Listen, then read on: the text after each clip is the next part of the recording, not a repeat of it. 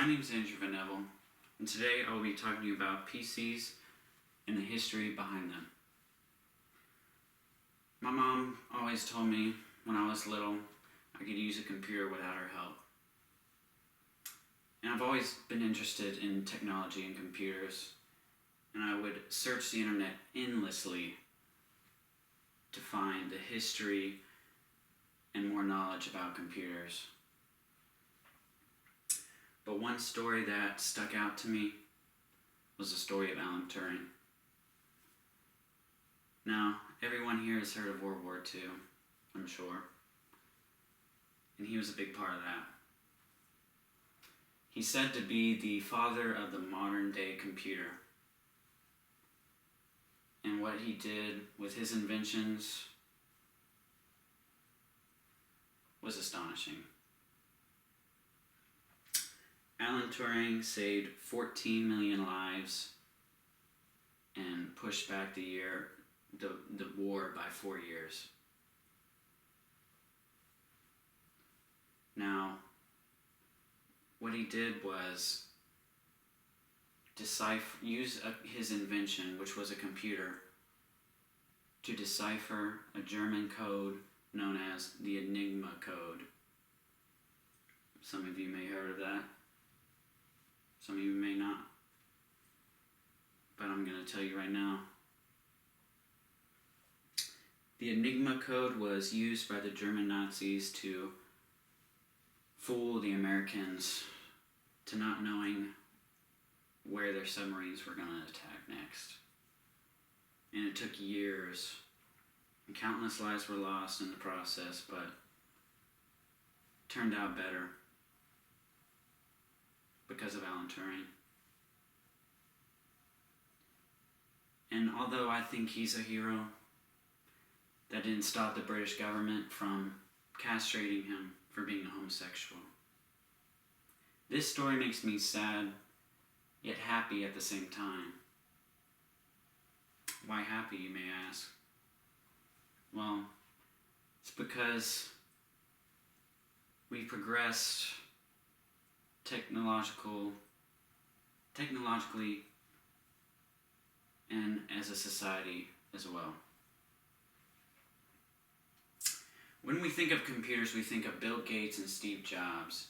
Even though they are great at what they do and have contributed to the evolution of technology, computers, there's just more history behind them.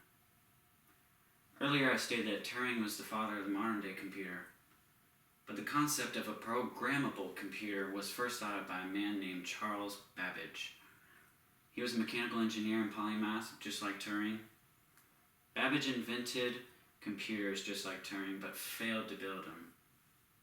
His invention was finally built 153 years later in London in 2002, according to computerhistory.org. These inventions may have been considered computers, but not ones people would have in their homes like this one. It wasn't until 1974 that the first personal computer was built. It was called the Altair 8800,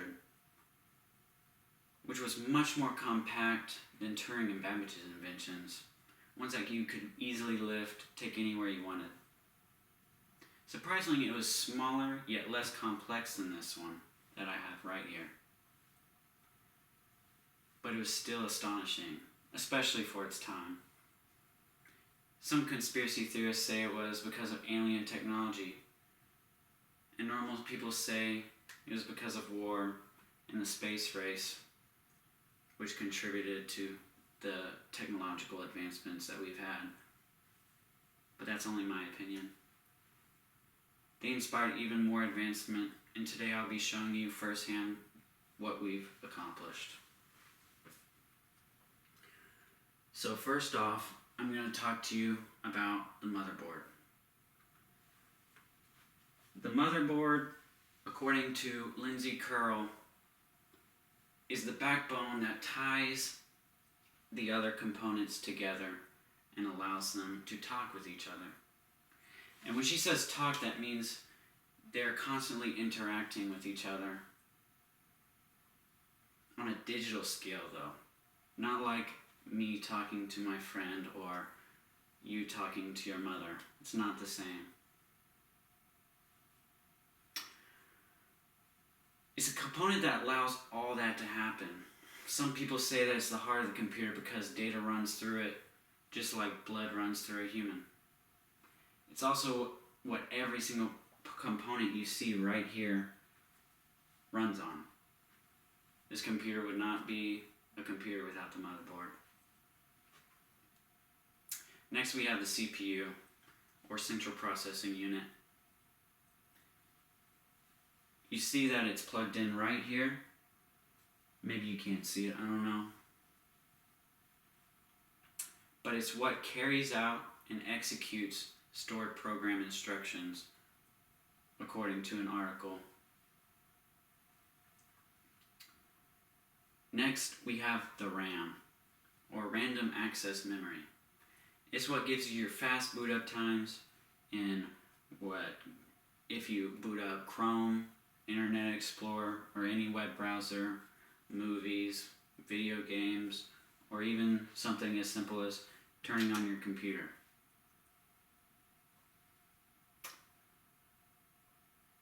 But it's not really good if you don't have a lot of megahertz in your computer, in the RAM.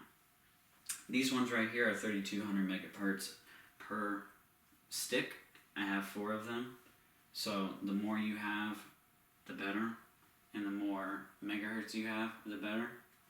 But it's all up to you because they're pretty expensive. Now we have the GPU, or graphics card, or graphics processing unit. It's what makes movies and games look so vivid and sharp. The higher quality the GPU, the more frames per second you receive. And the more frames per second you get, the more fluid a video game or a movie looks. According to StreamTech.com, NVIDIA, who makes this graphics card right here, and the most popular GPUs, coined the term GPU itself with the launch of the NVIDIA GeForce 256. Next, we have the cooler. Basically, it just keeps your computer cool and keeps it from overheating. There are 2 types of water coolers. There are water-cooled and air-cooled. The one I have here is a water-cooled. And according to PCMag.com, it's like a car. Water cooling systems for electronics circulate water in a loop-like process between the heat sources and cooling radiator. The type of cooler is just an air cooler, which just uses a fan that constantly spins and keeps the CPU cool. And next we have the GPU.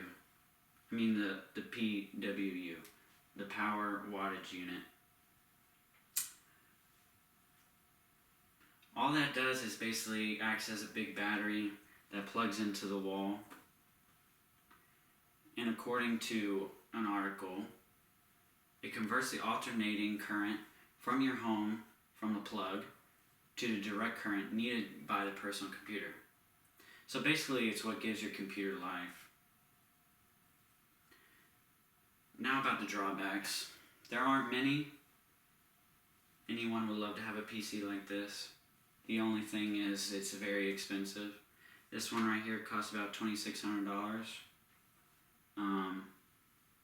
It's very time consuming. This took me about 3 days to complete. But all that I ask is that today that you learned something, that maybe Alan Turing's story inspired you. Some people might not think that computers are cool or it's useless knowledge, but not to me. And I hope you liked my presentation. Thank you.